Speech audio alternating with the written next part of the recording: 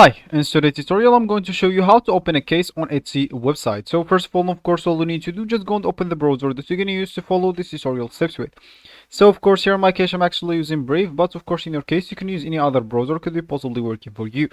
Once you open your browser, just go to the URL section and type etsy.com and then the enter button.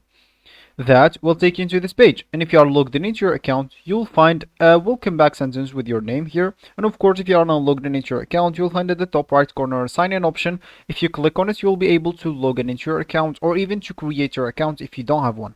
Of course, you'll be able to do both options even with your Google account, Facebook account, or even an Apple account if you don't want to go through all the boring steps of creating or even logging in into your account.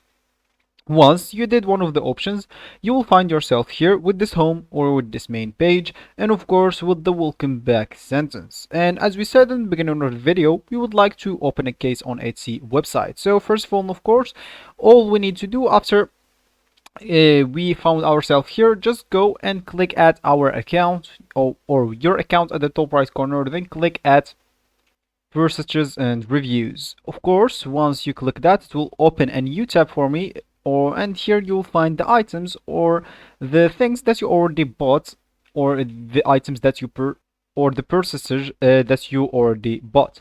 So of course from here you would like to select help with an order next to the order you're interested in. So of course you would like, just maybe you'll find here the order, find the order that you're interested on, and then you will find, or you will have to click at help with order.